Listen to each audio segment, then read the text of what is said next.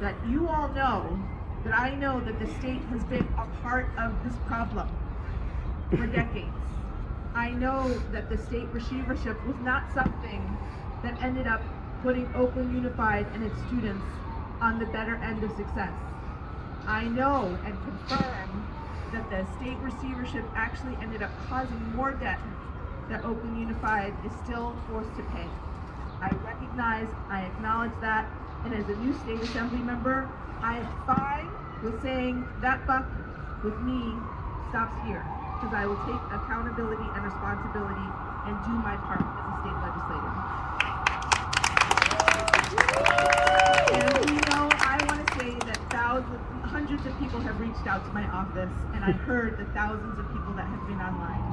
And what our families need to know now, more than ever, is recognize that safety and stability and making sure that they have nurturing schools to go to is my top priority.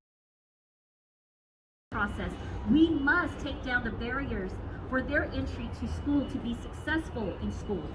And that is why I stand here in solidarity with Oakland families, with Oakland teachers, with Oakland workers at schools, because we know that when we close down these schools, it's just not closing down a building.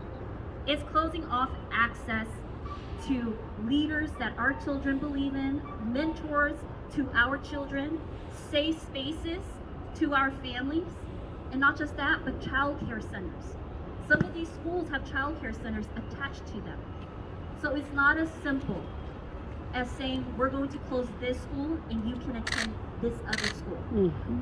It's a personal issue for me, because growing up as a daughter of refugees, growing up on welfare, growing up as one of those marginalized families, if my school was closed, I would have not been able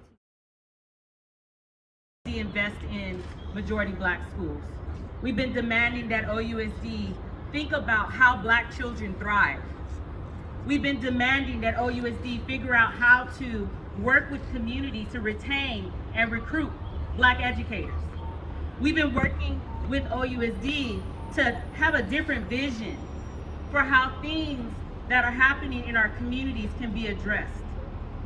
And instead of entering into 2022, being able to really implement that vision, being able to really count on our school board, count on our district leadership to implement that vision with us, we were met with a resolution on January 12th that called for the complete opposite of what our campaign stands for.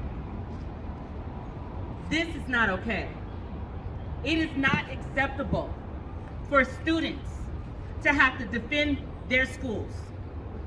It is not acceptable for educators to have to defend their schools. It is not acceptable for parents to feel unsafe and unable to articulate and voice their own concerns about the centers of our communities that have kept many of them fed and kept their children safe in this pandemic.